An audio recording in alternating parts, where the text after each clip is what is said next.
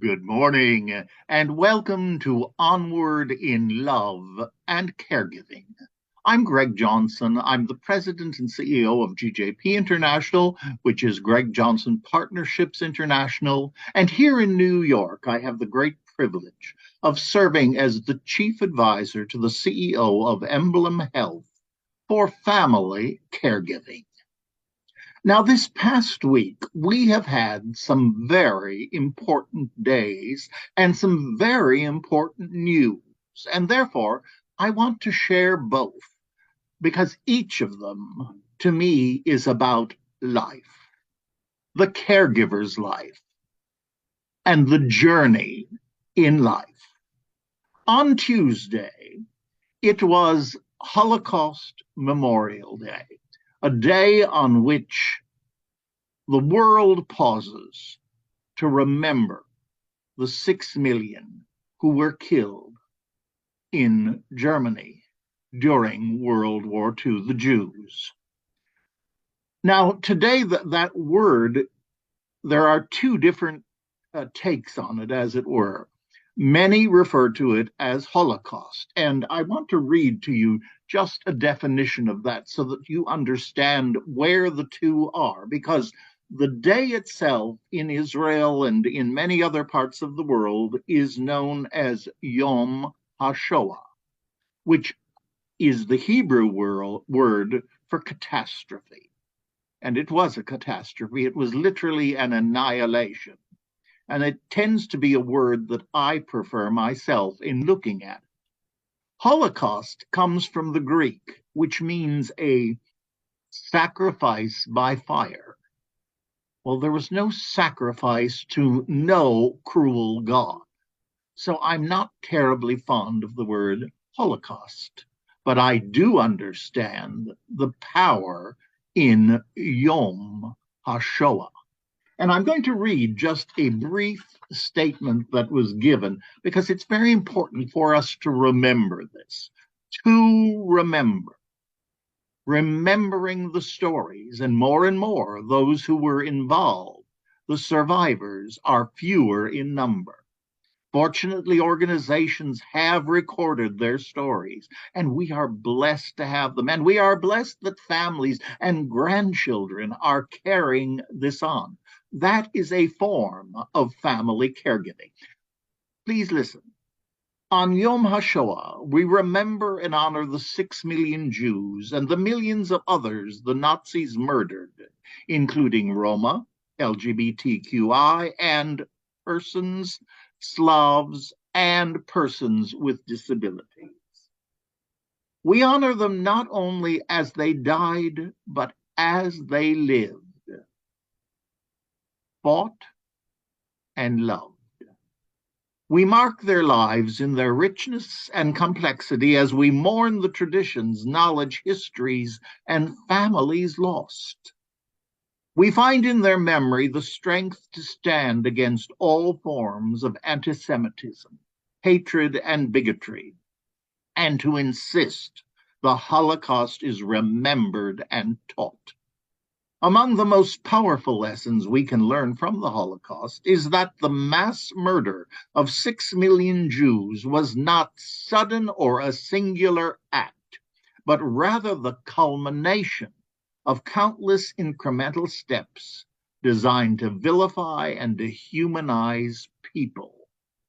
That's why we must now and always remember. And as a way of remembering, people will gather and have gathered for prayer. The Kaddish, the prayer for the dead, has been read and recited again and again, and will be again in the future. I wanted to share a blessing that I have always loved. It's the oldest blessing really known to the Judeo-Christian world, and it's the Aaronic blessing. And so I'm going to read it both in Hebrew and in English, with love and concern and respect, as we remember and as we pledge, whatever our backgrounds may be, to never again allow people to be hated, discriminated against, or to be the victims of anti-Semitism. So just take a moment now. Let us just quietly remember. Let us be peaceful. I'm going to read it first in English, in Hebrew, and then in English. Yavarechecho Adonai ve'yishmarecha. May the Lord Adonai bless you and keep you. Ya'er Adonai panav elecha vichunecha. May the Lord Adonai make his face to shine upon you and show his favor. Yiser Adonai panav elecha ve'yasem lecha shalom. May the Lord Adonai lift up his face toward you and give you peace. And it is so. To life, l'chaim. Today, I am celebrating with you another event that happened on Tuesday. Tuesday was a very busy day for many positive and wonderful events.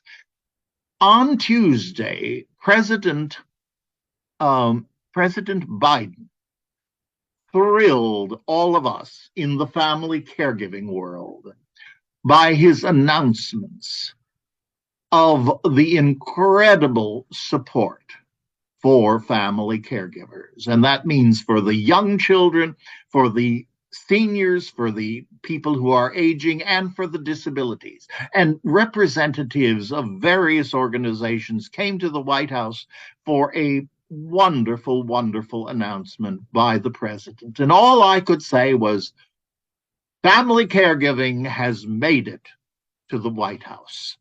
It has made it to the president. And that is so wonderful. And at the same time, I couldn't help but remember so many of the wonderful people, the mentors who have been in my life, who have died and are now gone on to eternity, but who were so crucial in bringing those words to the lips of the leaders of this country.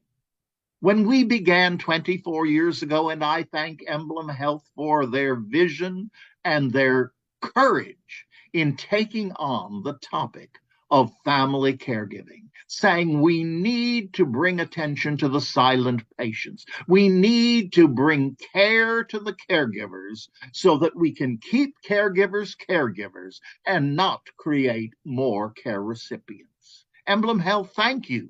And thank you for the work that you continue to do. It's a privilege to serve and to serve with so many wonderful people. For today, the word is out. People know family caregiving. I remember the looks we used to get when I would talk about family caregiving. Well, what's that mean? Well, today people know what that means. And it's because of a lot of wonderful people who have led the way, very much like Emblem Health. And I say that with great love and great gratitude. So this week, the president has announced many new programs that will be going into effect, new funding, new streams of revenue, new opportunities as we look at caregiving in its fullest picture, because it's just not about seniors like me. It is about the whole spectrum of life, from birth to death, and it includes the disability community, those who have challenges throughout their entire life. And we need to support them. We need to let them know they are not alone and that there are resources, support, and support groups for them and for the family caregiver. So this is extremely exciting. And it is made even more exciting by two other things that have recently happened. A number of months ago, Greg Link from the Administration of Community Living, which is part of HHS in Washington, announced the National Roadmap for Family Caregiving. Now, this is taking action in many, many different ways, and wonderful committees are being established because it wasn't a prescriptive sort of thing. It was an empowering sort of statement, and it has given respect to the many different ways in which people choose to do family caregiving that's appropriate to them, that's appropriate to the disease they are dealing with, that's appropriate to the age, that's appropriate to the community. Administration on community living. We are very, very fortunate to have people like Greg Link and that entire team. They are doing these wonderful programs for us. And then, most recently, the AARP report. I've spoken about this on previous broadcasts, but I think it is so important to state again and again, valuing the invaluable. Without family caregivers, we would not have a healthcare system. And the value in dollars and cents for the unpaid gifts that family caregivers provide, the services, the care, annually in America only, is equal to 600 billion US dollars. Now, I like to say that's the best ROI I have ever heard of. Corporations, groups, organizations have been providing services, have been providing education, have been providing and spending money to get the word out into the community. Well, that community has responded in the way that only they can. And that's by giving of themselves and often of their finances and of their life's dreams and plans. So it is a huge gift that family caregivers have given. And we need to thank them and realize what an incredible force for good family caregivers truly are. And it's my prayer that we continue to build that strength. Whatever portion of family caregiving you're doing, you are not alone. And in that building of community, we can do even more than we have been doing presently. This is so exciting. So I say thank you to each of these organizations. And most of all, I say thank you to you, my dear, dear friends, my dear, dear family caregivers. And this morning, I'm going to end with a prayer I wrote in the book, Peace Be Still, Prayers and Affirmations for Family Caregivers. And it is a prayer entitled Honor. The heavens are telling the glory of God. We are surrounded by your majesty and goodness. O Lord, thank you for the love which created us, the earth, and the heavens. We are surrounded by so many miracles. We are indeed miracles ourselves. As we care for our loved ones, our care recipients, keep us mindful that each of us is known to you. Each of us is precious in your sight. Each of us is a temporal gift, one to the other. None of us knows how long we will be together. Teach us to treasure each and every moment that we have, the good ones and the challenging ones. Keep us mindful that our duty in life is to row. You will guide and navigate the seas of life. If, however, we decide to be the guide, director, navigator, we need to remember that you do not row. Keep us vigilant, humble, responsible, and loyal in love and service. Remind us to walk and grow through this life with our head in the heavens, with you, and our feet here on earth, where our work remains. to life, to life. And we give you thanks and praise today, tomorrow, and forever, world without end. Amen. Thank you for joining me this morning as we visited and remembered the Holocaust Remembrance Day, and as we celebrated so many wonderful opportunity and so much good news for family caregivers. And as we always say, onward in love and caregiving. Namaste.